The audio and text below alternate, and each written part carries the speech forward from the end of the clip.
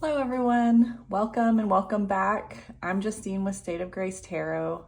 Thank you all so much for joining me today. Today I have a video, which is the next installment in my series of me walking through the year with the decans of astrology. And as the decan wheel turns, I'm exploring how I think of the energies and how I make the connections to their meanings. And so as we turn the wheel, right now we're in Taurus season. The last video was on the first decan of Taurus, which was the Five of Pentacles. And now we're moving to the second decan, which is the moon in Taurus and also associated with the Six of Pentacles. And if you look, Taurus season is about roughly April 21st through May 20th. The second decan is roughly the first 10 days of May. Some say it starts April 30th, some say it starts May 1st. I'm going off of my decan wheel, which says May 1st through May 10th.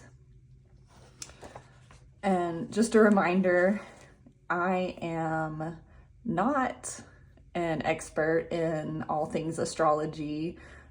Or the tarot, really. The purpose of this Decan Walk is really to share what I've learned in my process and my thoughts as I walk through the year with the Decan.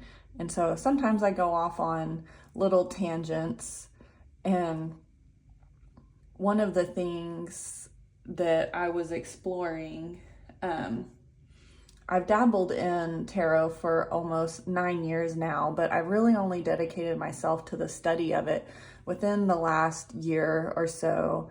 And like many people who are newer to the tarot, one of the things I really find challenging still for me is learning the court card meanings.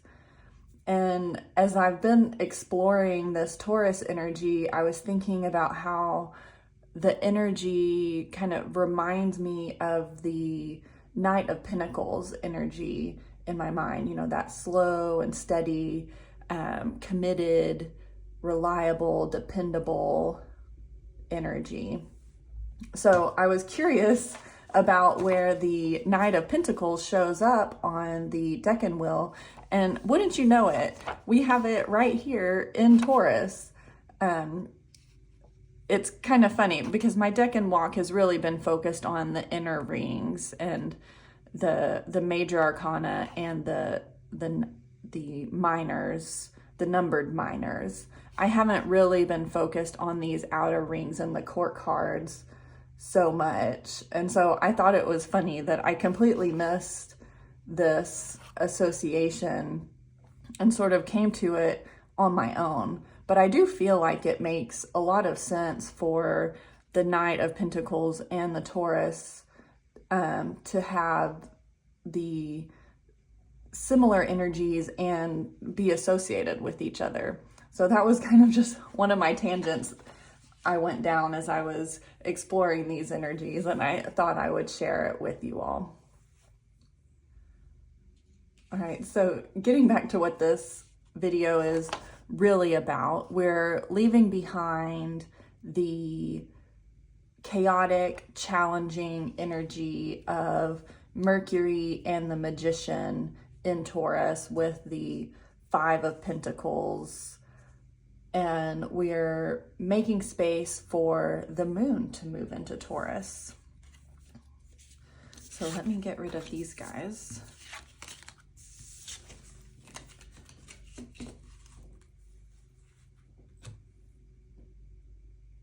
Now, one thing that has always tripped me up is that the moon as an astrological form, as a luminary, is not associated with the moon card in tarot, which on the surface doesn't seem right to me. Every time I see this little moon symbol, I think, oh, it's the moon. It's going to be the 18th card of the tarot. It's the moon card. But that's not the case. You know, I mean, the sun is associated with the sun, right? The star can be seen as the North Star. So it trips me up to see this moon symbol. I'm like, okay, great. And then I have to think, no, we're not talking about the moon card because it's associated with the high priestess, not the moon. The moon in tarot really symbolizes an illusion and a lack of clarity. To me, this energy is kind of like trying to interpret a vivid, crazy dream, or being lost in your imagination, or, you know, seeing things that aren't accurately depicted, like being in a funhouse full of mirrors. It's more of an unfamiliar place. It's kind of like having enough light to just know something is there, but not enough light to see it clearly.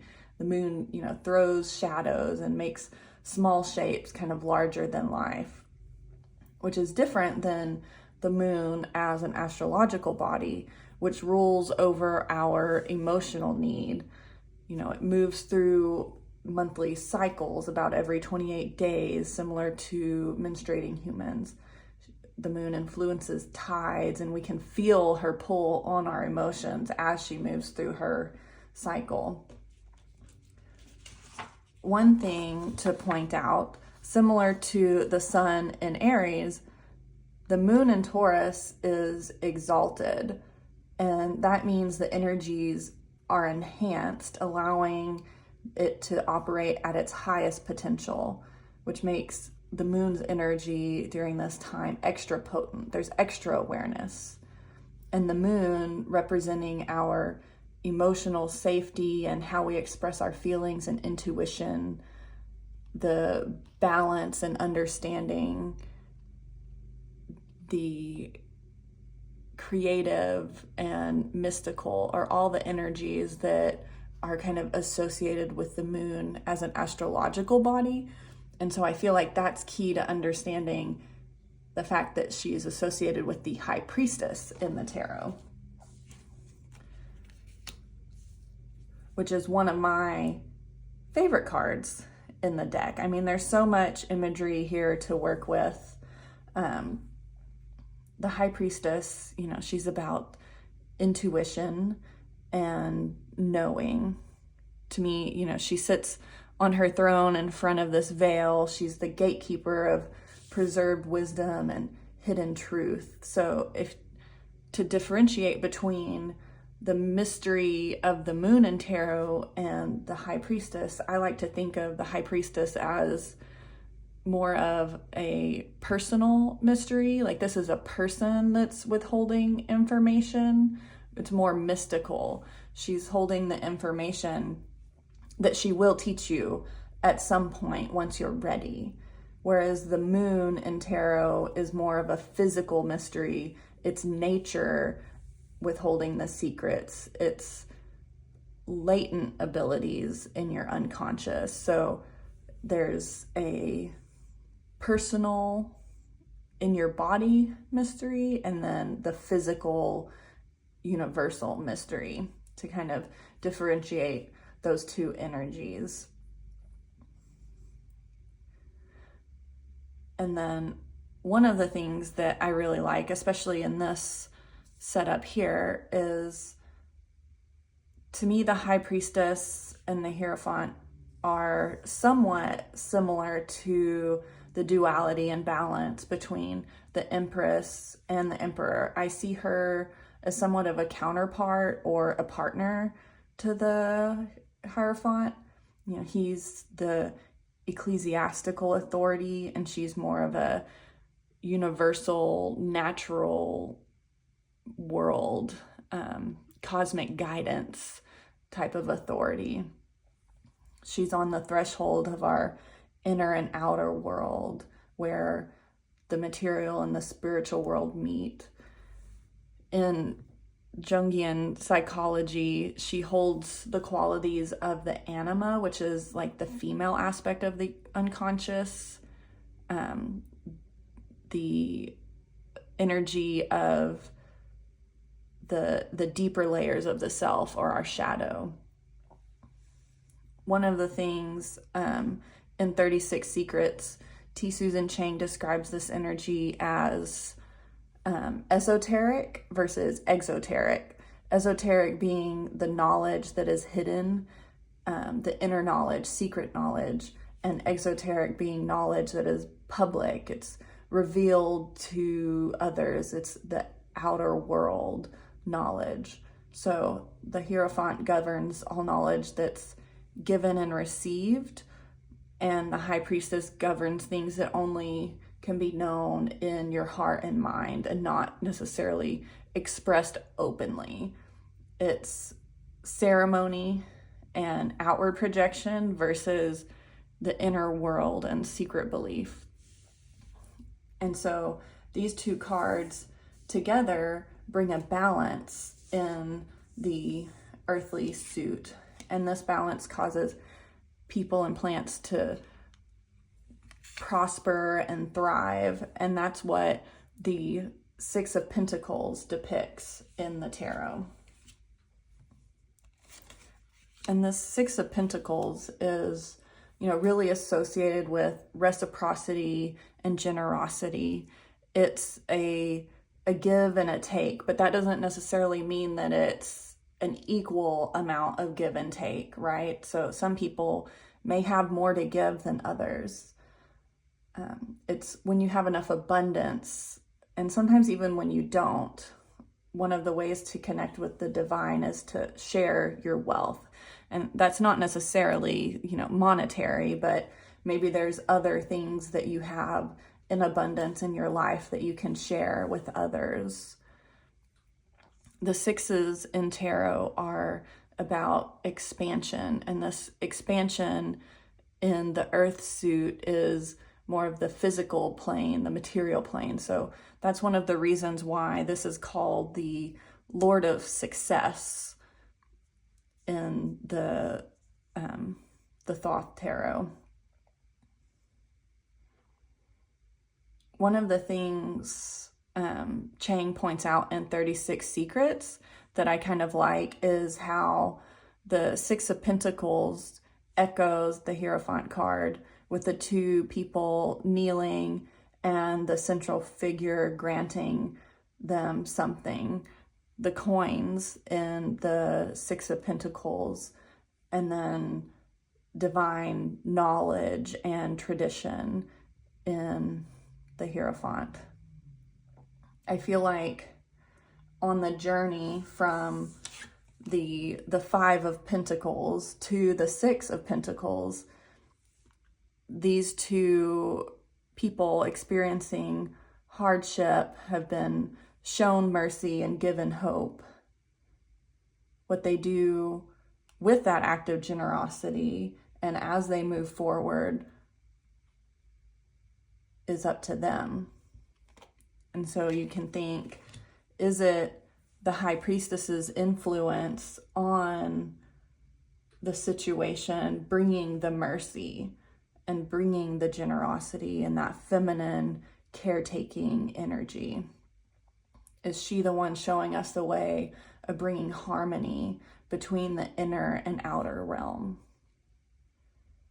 And I feel like you can really see this in the Thoth card, where you have the rose cross in the center, which is also inside of this, what seems to me to be a larger rose, which really represents the idea of the inner and outer realm, the union of the microcosm with the macrocosm, and really these two becoming one because there's no separation between the two.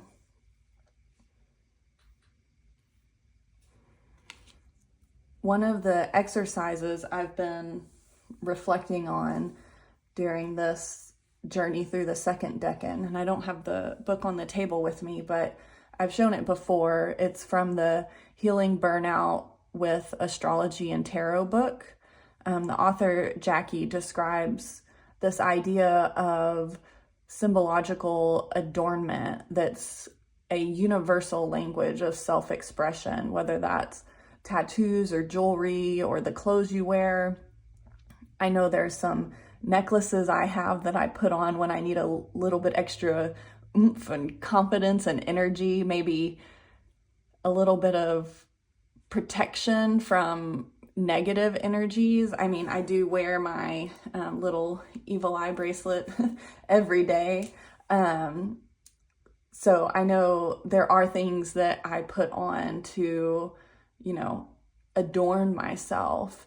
Even the color of my nails. Typically, I do a red, right? I think, the last year or so at work, I've been going through the process of trying to get a promotion and, looking up what color nails are associated with powerful women, right? It's CEOs and executives wear red primarily, supposedly. And so I wore red for the longest time. For the last year, my nail color was predominantly red or in the red family. And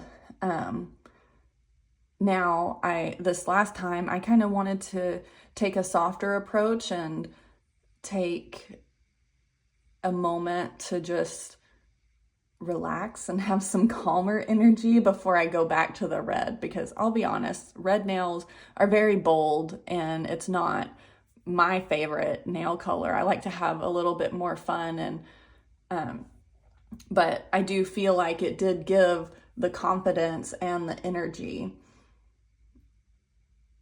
And one of the things I've also been thinking of is like maybe the amount and type of makeup I put on for the day, whether I wear eyeliner, do the bare minimum, whether I'm wearing my hair air dried, naturally curly, or actually fixing my hair and straightening it, or doing some other type of style.